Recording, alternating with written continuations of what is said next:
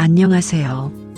사연 속 철학으로 행복한 인생을 만들고 즐거운 삶을 배우고 꿈을 현실로 만들어주는 작은 실천을 사랑하는 마음의 사연입니다.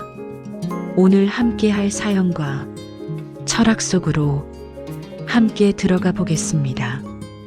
두려움이 사라지는 순간, 죽음 사유로 삶을 다시 세우는 법. 끝을 생각하면 삶이 선명해진다. 죽음 사유. 철학 특강. 죽음을 생각하는 순간 삶이 바뀌기 시작합니다. 여러분은 혹시 이런 질문을 스스로에게 던져보신 적이 있으신가요? 내게 남은 시간이 얼마나 될까? 혹은 만약 오늘이 마지막 날이라면 나는 무엇을 하고 싶을까? 이런 질문들은 무겁게 느껴지기도 하지만 동시에 우리 삶을 가장 선명하게 만들어주는 질문이기도 합니다. 오늘 이 시간 우리는 함께 죽음에 대해 이야기하려 합니다. 하지만 두려움을 키우기 위해서가 아닙니다. 오히려 그 반대입니다. 죽음을 제대로 바라볼 때 우리는 비로소 삶의 진짜 색깔을 발견하게 됩니다. 어둠 속에서 빛이 더욱 빛나는 것처럼 끝이 있기에 우리는 오늘을 더 소중히 여기게 되는 것입니다. 지금부터 여러분과 나누고 싶은 이야기는 철학자들이 수천 년 동안 고민해온 죽음에 대한 지혜입니다. 에피쿠로스라는 그리스 철학자는 죽음을 두려워할 필요가 없다고 말했습니다. 불교는 모든 것이 흘러가는 무상함 속에서 오히려 아름다움을 발견하라고 가르쳤습니다. 실존주 철학자 사르트르는 죽음이야말로 우리 삶을 진짜 의미 있게 만드는 기준이라고 했습니다. 이 모든 지혜는 결국 하나를 향합니다. 죽음을 외면하지 않고 바라볼 때 우리는 비로소 제대로 살 수 있다는 것입니다. 두려움의 본질. 우리는 모두 알고 있습니다. 시간이 흐른다는 것을, 우리에게도 끝이 있다는 것을 말입니다. 하지만 그 사실을 마주하는 것은 결코 쉬운 일이 아닙니다. 나이가 들수록 우리는 더 많은 것들과 작별합니다. 건강했던 몸은 조금씩 약해지고 함께했던 친구들은 하나둘 떠나갑니다. 아침에 일어날 때마다 느껴지는 몸의 무게, 거울 속에 비친 낯선 모습, 이름이 기억나지 않을 때의 당혹스러움. 이 모든 것들이 우리에게 조용히 속삭입니다. 시간이 흐르고 있다고, 끝이 다가오고 있다고 말입니다. 이런 생각이 들 때 우리는 때로 두려워집니다. 혼자 남겨질까봐, 아무것도 남기지 못한 채 사라질까봐, 더 이상 아무에게도 필요하지 않은 사람이 될까봐 두려워집니다. 밤에 잠이 오지 않을 때 이런 생각들이 밀려와 가슴을 짓누르기도 합니다. 하지만 여러분께 말씀드리고 싶습니다. 이 두려움은 지극히 자연스러운 것입니다.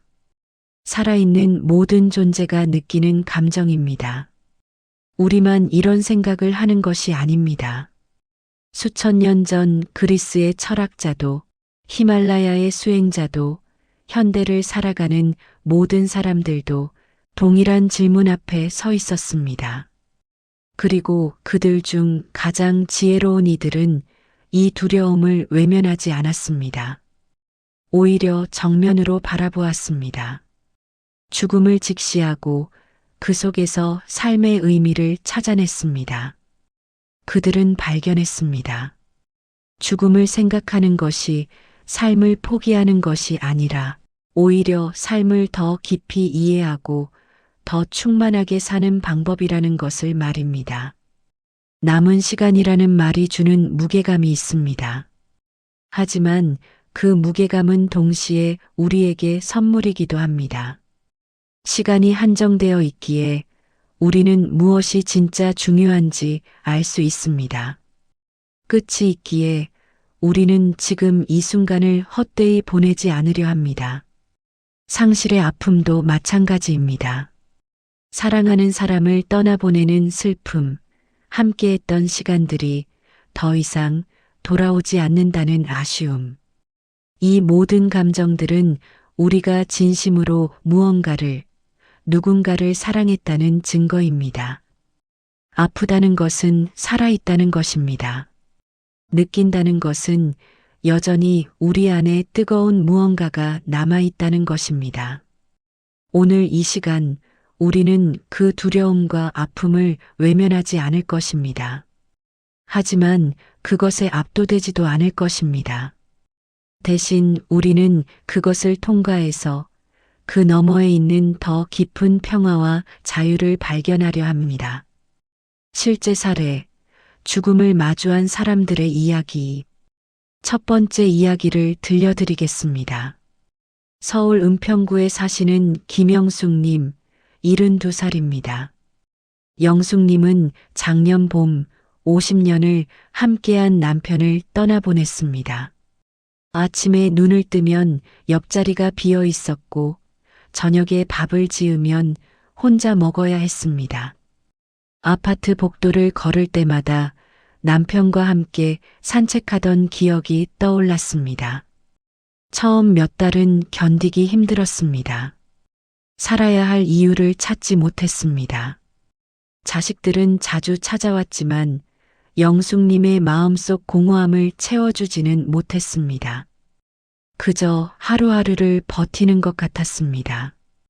그러던 어느 날 영숙님은 남편이 남긴 일기장을 발견했습니다. 거기에는 이런 글이 적혀 있었습니다. 오늘 영숙이와 손을 잡고 걸었다. 이 손을 놓을 날이 올 텐데 그때 영숙이는 괜찮을까? 내가 먼저 가면 영숙이가 너무 슬퍼할까봐 걱정이다. 하지만 영숙이는 강한 사람이다. 나보다 훨씬 강하다. 영숙이는 분명 다시 웃을 수 있을 것이다. 그 글을 읽고 영숙님은 한참을 울었습니다. 그리고 깨달았습니다. 남편은 자신이 웃으며 살기를 바랐다는 것을, 슬픔 속에 갇혀 있는 것을 원하지 않았다는 것을 말입니다. 그날부터 영숙님은 조금씩 달라지기 시작했습니다. 남편과 함께 가려고 했던 제주도에 혼자 다녀왔습니다. 바닷가에 서서 남편에게 이야기했습니다. 여보, 내가 대신 와서 바다를 보고 있어요. 당신 목까지 살아볼게요. 돌아와서는 동네 복지관에서 봉사활동을 시작했습니다. 혼자 사시는 어르신들에게 반찬을 만들어 나눠드렸습니다. 영숙님은 말합니다. 남편이 떠난 뒤 저는 죽음이 무엇인지 처음으로 진짜 생각해 봤어요. 그리고 알았죠. 죽음은 끝이 아니라 전환이라는 것을요. 남편은 육신으로는 떠났지만 그가 제게 준 사랑과 가르침은 여전히 제 안에 살아 있어요. 그리고 저는 그것을 다른 사람들에게 나눠주며 살 수 있어요. 그게 제가 남편을 기억하는 방식이에요. 두 번째 이야기입니다. 부산에 사시는 박철호님, 68살입니다. 철호님은 평생 회사에 다니며 성실하게 살아왔습니다. 퇴직 후에는 손자들을 돌보고 낚시를 다니고 친구들과 등산도 다니며 여유로운 노년을 보내고 있었습니다. 그런데 작년 겨울 건강검진에서 췌장암 말기 판정을 받았습니다. 의사는 남은 시간이 많지 않다고 했습니다. 그 말을 들은 순간 철호님의 세상이 멈춰버린 것 같았습니다. 집에 돌아와서도 며칠 동안 아무 말도 하지 못했습니다. 가족들은 슬픔에 잠겼습니다. 철호님 자신도 처음에는 분노하고 절망했습니다. 왜 하필 나인가? 아직 하고 싶은 게 너무 많은데 이런 생각들이 머릿속을 떠나지 않았습니다. 하지만 시간이 지나면서 철호님의 마음에 변화가 일어났습니다. 어차피 정해진 시간이라면 그 시간을 슬픔으로 채우고 싶지 않았습니다. 대신 진짜 의미 있는 것들로 채우고 싶었습니다. 철호님은 가족들을 모아놓고 말했습니다. 슬퍼하지 말자. 나는 지금부터 내가 정말 하고 싶었던 것들을 하면서 살 거야. 후회 없이 살다 갈 거야. 그날부터 철호님은 버킷리스트를 만들었습니다. 하지만 거창한 것들은 없었습니다. 자식들 한 명 한 명과 단둘이 여행 가기, 손자들에게 인생 이야기 녹음해서 남겨주기, 아내와 함께 젊었을 때 데이트했던 곳들, 다시 가보기, 친구들에게 감사 편지 쓰기, 이런 소박한 것들이었습니다.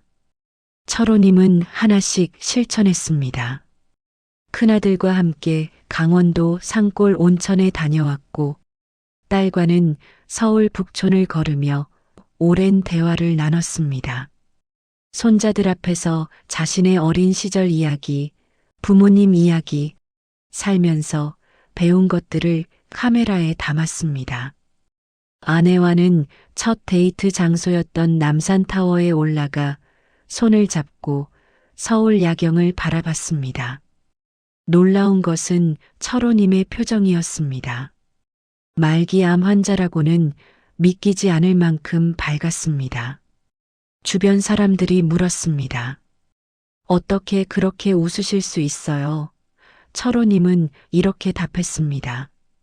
죽음을 알고 나니까 오히려 자유로워졌어요.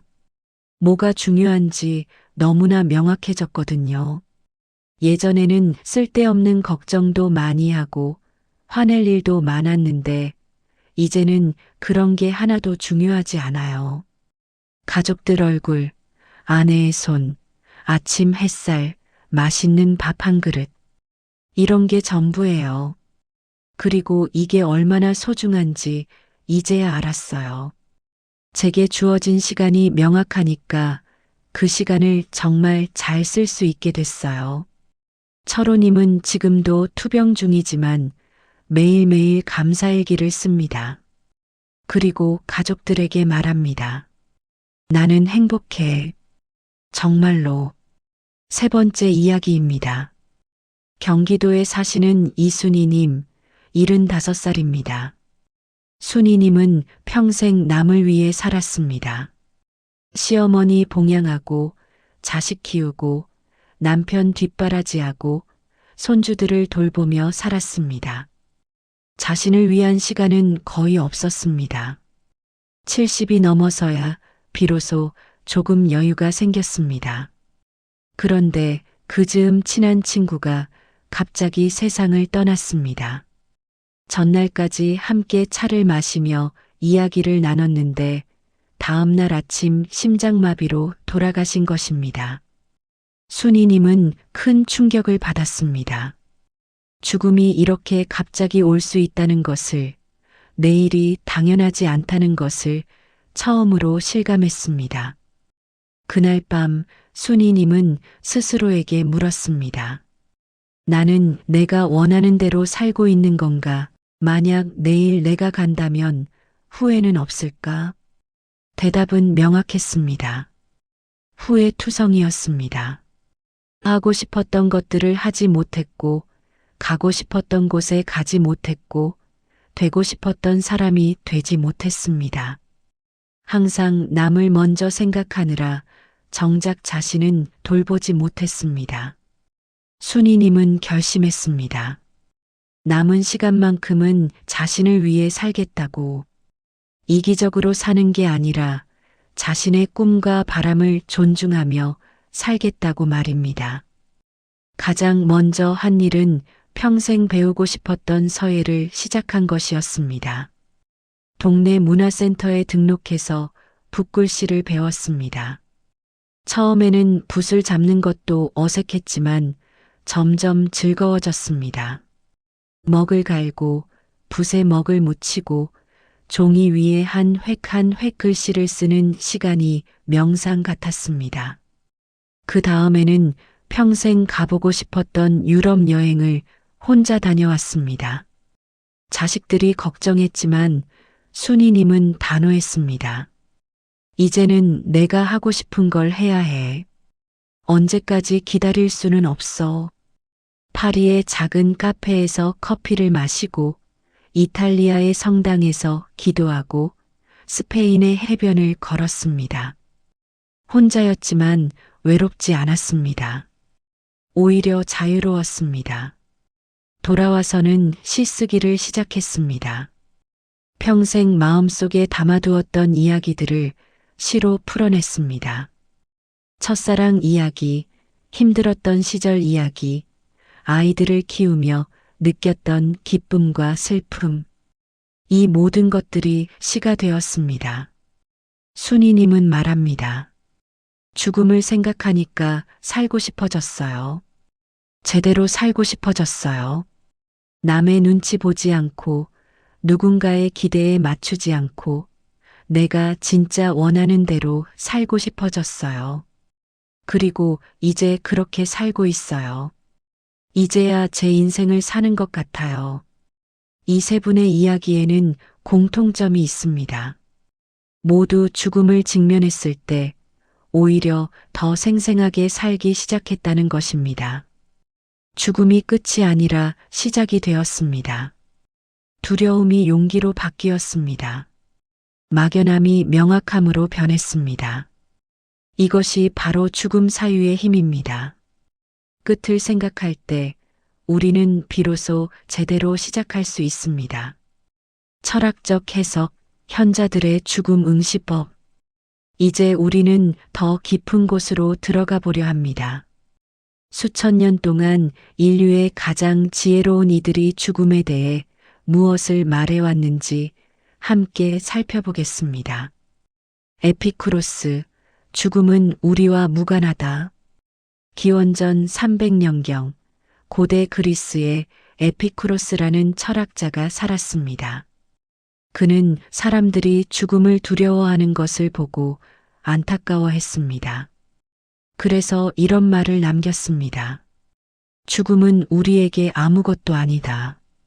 왜냐하면 우리가 존재할 때 죽음은 우리와 함께 있지 않고 죽음이 올 때는 우리가 더 이상 존재하지 않기 때문이다.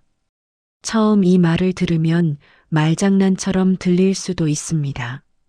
하지만 천천히 곱씹어 보면 깊은 지혜가 담겨 있습니다. 우리가 살아있는 지금, 죽음은 아직 오지 않았습니다.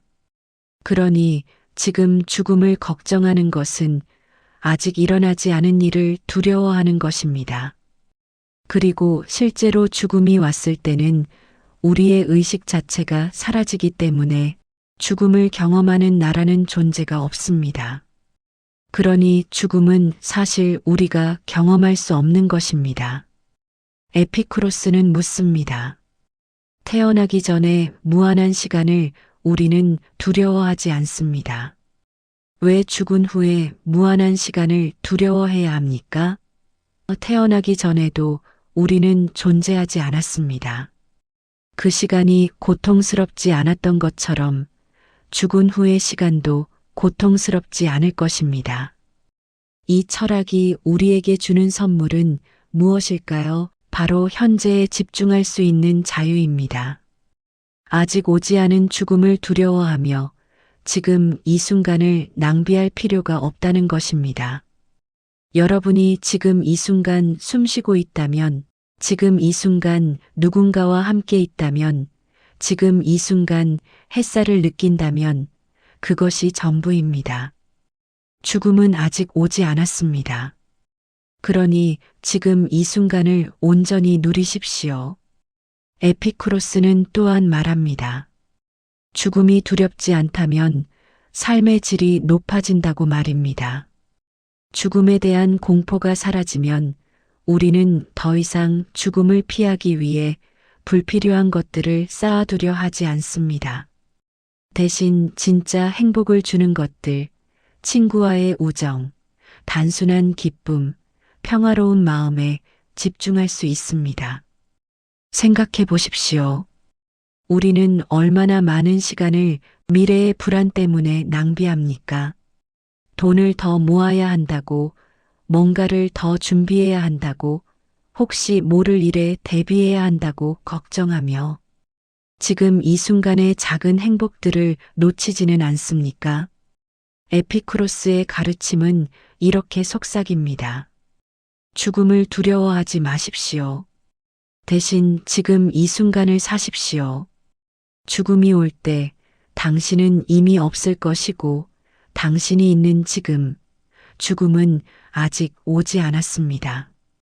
그러니 지금 이 순간에 충실하십시오. 불교의 무상, 흐르기에 아름답다. 이제 동양으로 눈을 돌려보겠습니다. 불교는 2500년 전부터 죽음과 무상에 대해 깊이 성찰해 왔습니다.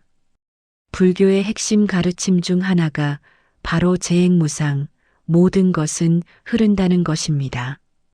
이 세상 모든 것은 끊임없이 변화하고 영원한 것은 없으며 집착할 수 있는 것도 없다는 가르침입니다. 처음에 이 말을 들으면 허무하게 느껴질 수 있습니다. 모든 것이 사라진다면 뭐가 의미 있겠어 하고 생각할 수 있습니다. 하지만 불교는 정반대를 말합니다. 오히려 모든 것이 흐르기 때문에 아름답다고, 덧없기 때문에 소중하다고 가르칩니다. 벚꽃을 생각해 보십시오. 벚꽃이 아름다운 이유는 무엇입니까? 바로 짧게 피었다 지기 때문입니다. 만약 벚꽃이 1년 내내 피어 있다면 우리는 그것을 그렇게 아름답게 느끼지 못할 것입니다. 일주일 남짓 피었다가 바람에 흩날려 떨어지기에 우리는 그 짧은 순간을 놓치지 않으려 합니다.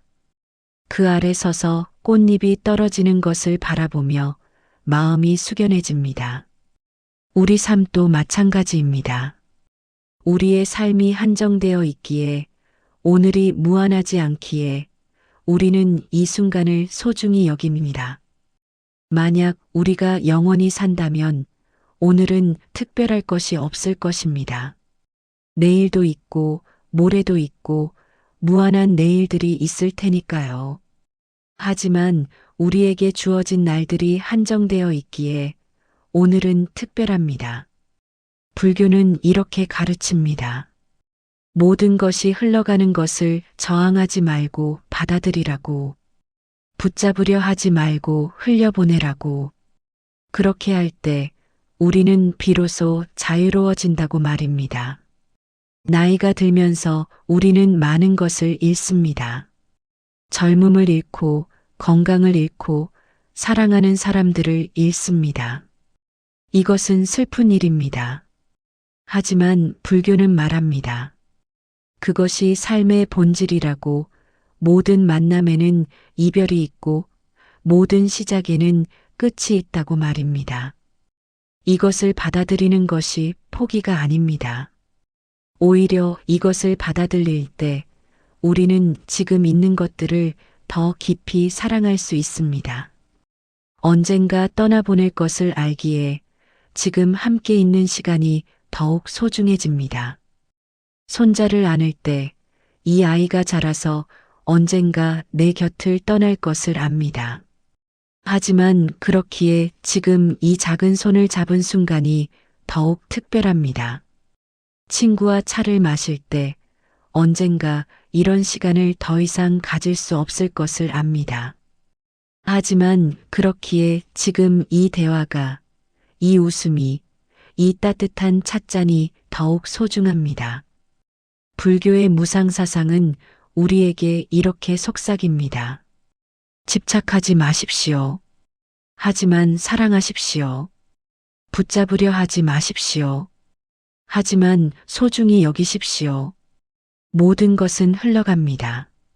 그것이 슬프지만 바로 그렇기에 아름답습니다. 일본에는 모노노아와레라는 말이 있습니다. 사물의 덧없음에서 느껴지는 아련한 아름다움을 뜻하는 말입니다. 지는 석양, 시드는 꽃, 흩어지는 눈. 이 모든 것들이 사라지기에 우리 마음을 울립니다. 우리 삶도 그렇습니다. 덧없기에 흐르기에 아름답습니다. 사르트르, 죽음이 삶을 의미 있게 만든다. 이제 20세기 실존주의 철학자 사르트르를 만나보겠습니다. 사르트르는 죽음에 대해 독특한 관점을 제시했습니다. 사르트르는 말합니다. 인간은 자유롭도록 선고받았다고. 우리는 선택할 수밖에 없고 그 선택에 책임을 져야 한다고 말입니다. 그리고 이 선택의 무게를 가장 명확하게 느끼게 하는 것이 바로 죽음입니다. 죽음은 우리에게 한계를 부여합니다. 무한한 시간이 있다면 우리는 모든 것을 선택할 수 있을 것입니다. 하지만 시간이 한정되어 있기에 우리는 선택해야 합니다. 무엇을 할 것인가, 무엇을 하지 않을 것인가, 어떤 사람이 될 것인가, 무엇을 포기할 것인가. 사르트르에게 죽음은 우리 삶에 의미를 부여하는 것입니다. 끝이 없다면 의미도 없습니다. 하지만 끝이 있기에 우리의 선택은 무게를 갖습니다. 생각해 보십시오. 만약 여러분에게 100년이 아니라 1000년의 시간이 주어진다면 오늘 하루는 그다지 중요하지 않을 것입니다. 1000년 중 하루니까요. 하지만 우리에게 주어진 시간이 한정되어 있기에 오늘 하루는 소중합니다. 오늘 무엇을 선택하느냐가 중요합니다. 사르트르는 또한 본질은 실존에 앞서지 않는다고 말했습니다. 이 말은 우리가 태어날 때 이미 정해진 본질이나 운명 같은 것은 없다는 뜻입니다. 대신 우리는 살아가면서 선택을 통해 우리 자신을 만들어 간다는 것입니다. 그리고 이 선택의 마감일이 바로 죽음입니다. 죽음이 올 때 우리의 선택은 완결됩니다. 더 이상 바꿀 수 없습니다. 그렇기에 지금 이 순간의 선택이 중요합니다. 여러분이 60이든 70이든 80이든 여전히 선택할 수 있습니다.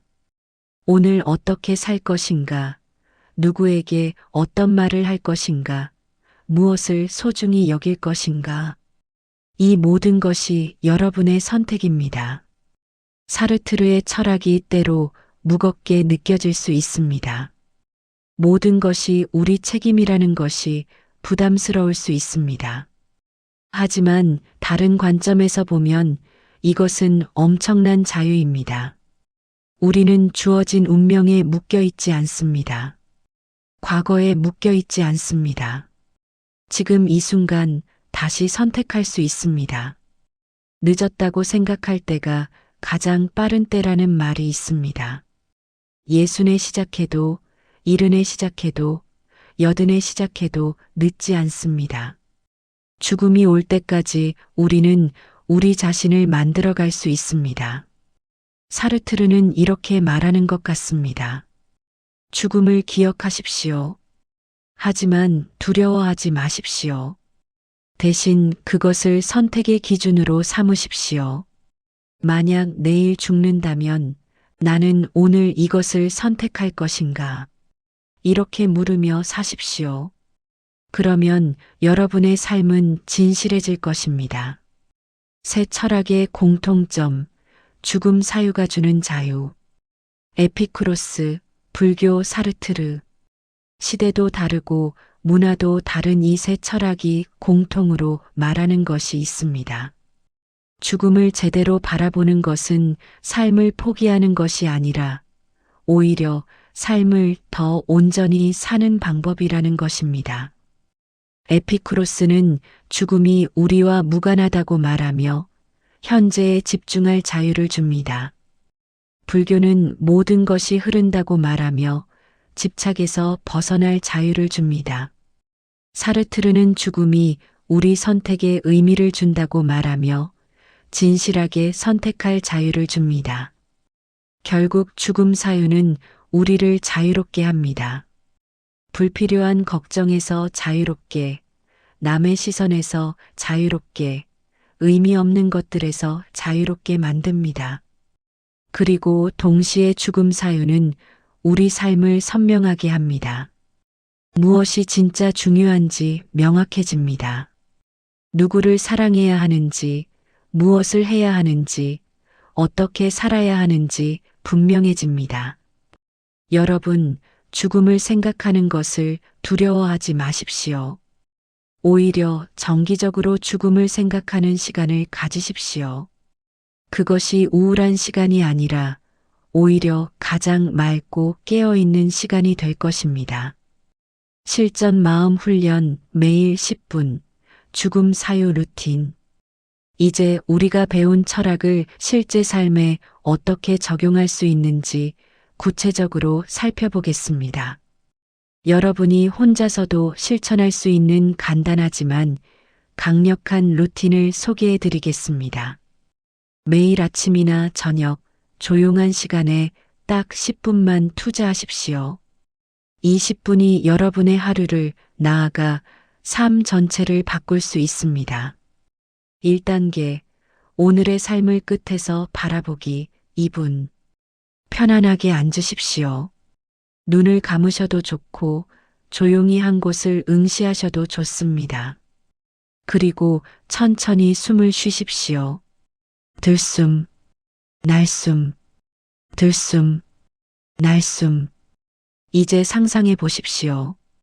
오늘이 여러분 삶의 마지막 날이라고 상상해 보십시오.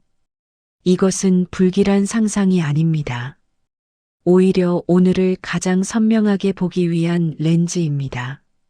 만약 오늘이 마지막이라면 지금 이 순간은 어떻게 느껴집니까? 아침에 눈을 뜬 것, 창문으로 들어오는 빛, 부엌에서 나는 소리, 가족의 목소리.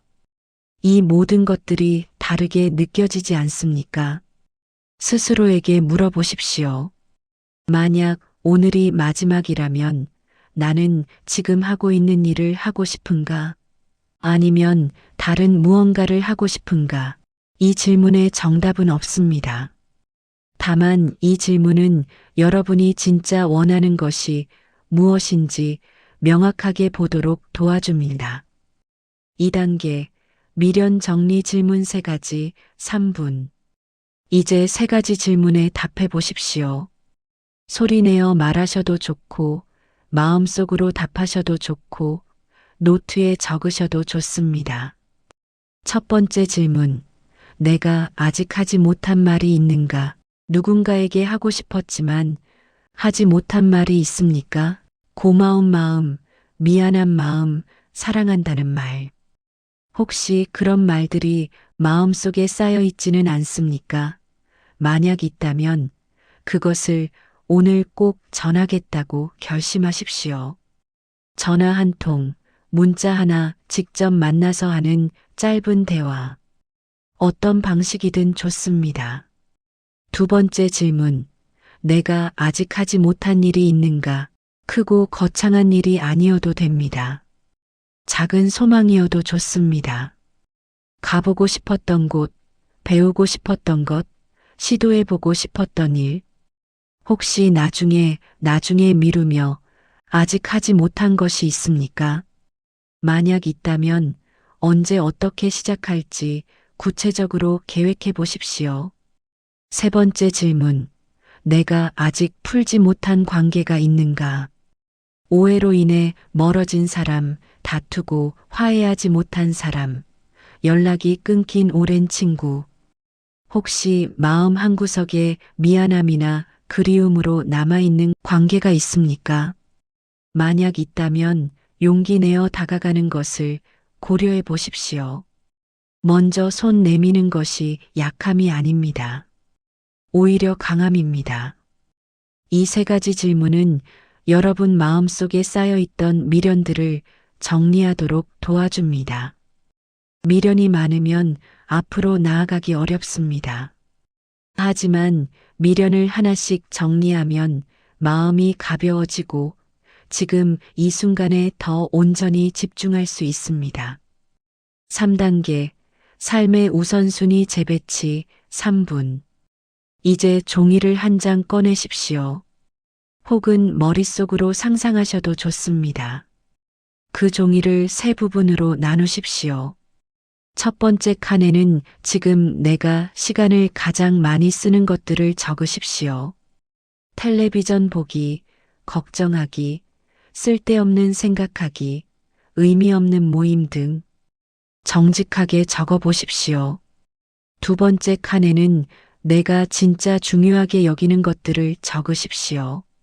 가족, 건강, 배움, 친구와의 우정, 자기개발, 봉사 등 여러분이 가치 있다고 생각하는 것들입니다.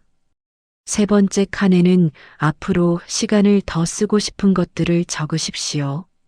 첫 번째 칸과 두 번째 칸을 비교하면서 어디에 시간을 더 투자해야 할지 생각해 보십시오. 놀랍게도 많은 경우 우리가 시간을 가장 많이 쓰는 것들과 우리가 진짜 중요하게 여기는 것들이 일치하지 않습니다. 중요하지 않은 것들에 시간을 낭비하고 정작 중요한 것들에는 시간을 쓰지 못합니다. 이제 작은 변화를 시도해 보십시오. 한 번에 큰 변화를 만들려 하지 마십시오. 작은 것 하나만 바꿔 보십시오. 예를 들어 텔레비전 보는 시간을 하루 30분 줄이고 그 시간에 산책을 하거나 책을 읽거나 가족과 대화하는 것입니다. 작은 변화가 쌓이면 큰 변화가 됩니다. 그리고 이 변화를 만드는 원동력이 바로 죽음 사유입니다. 시간이 한정되어 있다는 인식이 우리에게 올바른 선택을 하도록 도와줍니다. 4단계 두려움에서 자유로워지는 언어법 2분. 이제 마지막 단계입니다. 스스로에게 이렇게 말해 보십시오. 소리내어 말하는 것이 좋지만 마음속으로 말하셔도 됩니다. 죽음은 자연스러운 것입니다. 모든 생명은 끝이 있습니다. 나도 언젠가 이 세상을 떠날 것입니다. 그것은 슬픈 일이지만 동시에 자연스러운 일입니다. 나는 죽음을 두려워하지 않습니다. 죽음이 올 때 나는 이미 없을 것이기 때문입니다. 그리고 지금 이 순간 나는 살아 있습니다. 숨쉬고 느끼고 사랑할 수 있습니다. 나에게 주어진 시간이 얼마나 남았는지는 알 수 없습니다. 하지만 그것은 중요하지 않습니다. 중요한 것은 주어진 시간을 어떻게 사용하느냐입니다. 나는 오늘을 의미 있게 살겠습니다. 사랑하는 사람들을 소중히 여기고 작은 기쁨들을 놓치지 않고 친절하게 살겠습니다. 모든 것은 흘러갑니다. 나도 흘러갈 것입니다. 하지만 지금 이 순간 나는 여기 있습니다. 그것으로 충분합니다. 이런 문장들을 반복해서 스스로에게 말하십시오. 처음에는 어색할 수 있습니다. 하지만 계속 반복하다 보면 이 말들이 여러분 마음속 깊이 자리 잡게 됩니다. 그리고 실제로 두려움이 줄어드는 것을 느끼게 될 것입니다. 추가 간단 명상 문구. 마지막으로 하루 중 언제든 불안하거나 두려울 때 떠올릴 수 있는 짧은 문구들을 소개해 드리겠습니다. 지금 이 순간 나는 살아있다. 숨쉬고 있다는 것이 얼마나 놀라운 일인가. 오늘 하루 최선을 다했다면 그것으로 충분하다. 모든 것은 흘러간다. 이 두려움도 흘러갈 것이다. 나는 사랑받았고 사랑했다. 그것이면 충분하다. 이런 문구들을 적어서 자주 보이는 곳에 붙여두십시오. 냉장고, 침대 옆, 거울 앞. 어디든 좋습니다. 그리고 하루에 몇 번이고 읽으십시오. 20분의 루틴을 매일 실천하십시오. 처음에는 어색할 수 있습니다. 하지만 일주일, 한 달 계속하다 보면 여러분 삶에 확실한 변화가 일어나는 것을 느끼게 될 것입니다. 죽음을 생각하는 것이 더 이상 두렵지 않게 될 것입니다. 오히려 명상처럼 마음을 정리하는 시간처럼 느껴질 것입니다. 그리고 이 시간을 통해 여러분은 더 깨어있는 삶, 더 의미 있는 삶을 살게 될 것입니다. 결말, 죽음을 생각하면 삶의 색이 돌아온다. 이제 우리의 긴 여정이 끝나가고 있습니다. 하지만 끝이 아니라 시작입니다. 오늘 이 시간을 통해 여러분이 받은 선물을 이제 삶 속에서 펼쳐나갈 차례입니다. 우리는 오늘 죽음에 대해 이야기했습니다. 하지만 진짜로는 삶에 대해 이야기한 것입니다. 죽음을 제대로 바라보는 것이 결국 삶을 제대로 사는 방법이기 때문입니다. 여러분, 기억하십시오. 죽음은 끝이 아닙니다. 죽음은 우리 삶에 의미를 부여하는 것입니다. 시간이 한정되어 있기에 우리는 매 순간을 소중히 여깁니다. 끝이 있기에 우리는 지금 이 순간에 집중합니다. 에피쿠로스가 말했듯이 죽음이 올 때 우리는 이미 없을 것입니다. 그러니 죽음을 두려워하며 지금을 낭비할 필요가 없습니다. 대신 지금 이 순간 우리가 살아있다는 사실을 기뻐하십시오. 불교가 가르쳤듯이 모든 것은 흘러갑니다. 우리도 흘러갈 것입니다. 하지만 그렇기에 아름답습니다. 벚꽃이 지기에 아름다운 것처럼 우리 삶도 덧없기에 소중합니다. 집착하지 말고 흘려보내십시오. 그러면 자유로워질 것입니다. 사르트르가 말했듯이 죽음은 우리 선택에 의미를 부여합니다. 시간이 한정되어 있기에 우리는 선택해야 합니다. 무엇이 진짜 중요한지, 어떻게 살 것인지, 어떤 사람이 될 것인지, 이 선택의 무게를 느끼십시오. 그리고 용기 있게 선택하십시오. 죽음을 생각하면 삶의 색이 돌아옵니다. 갑자기 아침 햇살이 더 따뜻하게 느껴집니다. 가족의 목소리가 더 소중하게 들립니다. 밥 한 그릇이 더 맛있게 느껴집니다. 친구와의 짧은 대화가 더 의미 있게 느껴집니다. 죽음을 생각하면 불필요한 걱정들이 사라집니다. 남의 시선, 쓸데없는 체면, 의미 없는 경쟁. 이 모든 것들이 얼마나 하찮은지 깨닫게 됩니다. 대신 진짜 중요한 것들이 선명해집니다. 사랑, 친절, 감사, 용서, 나눔. 이런 것들이 삶의 중심에 자리 잡게 됩니다. 죽음을 생각하면 용기가 생깁니다. 어차피 끝이 있다면 두려워할 것이 무엇입니까? 하고 싶었던 말을 하십시오. 해보고 싶었던 것을 해보십시오. 늦었다고 생각하지 마십시오. 지금이 가장 이른 때입니다. 60이든 70이든 80이든 여러분에게는 아직 시간이 있습니다. 그 시간으로 무엇을 할 것입니까? 후회하며 보낼 것입니까? 아니면 의미 있게 채울 것입니까? 선택은 여러분의 것입니다. 여러분께 마지막으로 드리고 싶은 말씀이 있습니다. 여러분은 지금까지 잘 살아오셨습니다. 힘든 시절을 견뎌내셨고, 가족을 키우셨고, 일을 하셨고, 책임을 다하셨습니다. 그것만으로도 충분히 자랑스러운 일입니다. 하지만 이제 여러분 자신을 위해 사십시오. 남의 기대가 아니라 여러분 자신의 바람을 따라 사십시오. 의무가 아니라 기쁨으로 사십시오.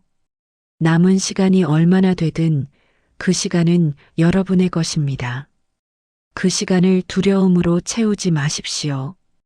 대신 사랑으로, 기쁨으로, 감사로, 평화로 채우십시오. 죽음을 외면하지 마십시오. 하지만 두려워하지도 마십시오. 대신 죽음을 스승으로 삼으십시오. 죽음은 우리에게 가르쳐 줍니다. 무엇이 진짜 중요한지, 어떻게 살아야 하는지, 지금 이 순간이 얼마나 소중한지를 말입니다. 매일 아침 눈을 뜰 때 감사하십시오. 오늘도 하루를 선물 받았다고 생각하십시오. 그리고 그 하루를 의미 있게 사십시오. 밤에 잠들기 전 스스로에게 물어보십시오. 오늘 나는 잘 살았는가? 누군가를 웃게 했는가? 친절했는가? 사랑했는가? 만약 그렇다면 그날은 성공한 날입니다. 죽음은 멀리 있지 않습니다. 하지만 그것이 두려울 필요는 없습니다. 오히려 죽음을 의식하며 사는 것이 가장 깨어있는 삶입니다. 끝을 생각하면 삶이 선명해집니다. 두려움을 생각하면 용기가 생깁니다. 죽음을 생각하면 삶이 아름다워집니다. 여러분, 오늘부터 다르게 살아보십시오. 죽음을 외면하지 말고 마주하십시오. 그리고 그 마주함 속에서 진짜 자유를, 진짜 평화를, 진짜 삶을 발견하십시오. 여러분은 혼자가 아닙니다. 수천 년 동안 수많은 사람들이 같은 질문 앞에 섰고, 같은 두려움을 느꼈고, 같은 지혜를 발견했습니다. 그 지혜가 오늘 여러분에게 전해졌습니다. 이제 그 지혜를 여러분의 삶으로 가져가십시오. 매일 조금씩 실천하십시오. 그러면 변화가 일어날 것입니다. 조용하지만 확실한 변화가 말입니다. 죽음을 생각하는 것은 삶을 포기하는 것이 아닙니다. 오히려 진짜로 살기 시작하는 것입니다. 두려움을 마주하는 것은 약한 것이 아닙니다. 오히려 가장 용감한 것입니다. 끝을 인정하는 것은 비관적인 것이 아닙니다. 오히려 현실적이고 지혜로운 것입니다. 여러분, 남은 인생을 최고의 인생으로 만드십시오. 나이는 숫자에 불과합니다. 중요한 것은 여러분이 얼마나 깨어 있느냐, 얼마나 충만하게 사느냐입니다. 오늘이 마지막 날인 것처럼 사십시오. 하지만 동시에 영원히 살 것처럼 배우십시오. 이 두 가지가 균형을 이룰 때 여러분은 가장 지혜롭게 사는 것입니다. 사랑하는 사람들에게 사랑한다고 말하십시오. 지금 당장 말입니다. 내일은 보장되지 않습니다. 미루어 두었던 꿈을 시작하십시오. 지금 당장 시작하십시오. 늦은 것은 없습니다. 용서하지 못했던 사람을 용서하십시오. 여러분 자신을 위해서입니다. 미움은 여러분을 해칠 뿐입니다. 감사할 줄 아는 사람이 되십시오. 작은 것에도 감사하십시오. 감사는 삶을 풍요롭게 만듭니다. 친절한 사람이 되십시오. 모든 사람에게 친절하십시오. 친절은 세상을 바꿉니다. 여러분, 기억하십시오. 죽음을 생각하면 삶의 색이 돌아옵니다. 끝을 의식하면 시작이 선명해집니다. 두려움을 마주하면 자유가 찾아옵니다. 오늘 이 순간 여러분은 살아 있습니다. 숨쉬고 있습니다. 느끼고 있습니다. 그것이 기적입니다. 내일 아침 눈을 뜨면 조용히 스스로에게 말하십시오. 오늘도 하루를 선물 받았다. 이 하루를 헛되이 보내지 않겠다. 사랑하고 웃고 친절하게 살겠다. 죽음을 두려워하지 않고 삶을 온전히 누리겠다. 그리고 그렇게 사십시오. 하루하루를 온전히 사십시오. 순간순간을 깨어서 사십시오. 그러면 여러분의 삶은 아름다울 것입니다. 여러분이 떠날 때 후회가 아니라 감사로 떠날 수 있을 것입니다. 나는 잘 살았다. 사랑했고 사랑받았다. 의미 있게 살았다. 후회 없다. 이렇게 말할 수 있을 것입니다. 여러분, 오늘 이 시간이 여러분에게 작은 변화의 씨앗이 되기를 바랍니다. 그 씨앗이 자라서 여러분 삶을 더 풍요롭게, 더 평화롭게, 더 의미 있게 만들기를 바랍니다. 죽음은 끝이 아닙니다. 죽음은 우리에게 제대로 살라고 속삭이는 스승입니다. 그 속삭임에 귀 기울이십시오. 그리고 오늘부터 진짜로 사십시오. 죽음을 생각하면 삶이 선명해집니다. 두려움이 사라지는 순간 자유가 시작됩니다. 여러분 모두에게 평화가 함께하기를 바랍니다. 오늘 하루도 내일 하루도 남은 모든 날들이 의미 있고 아름답기를 바랍니다. 감사합니다.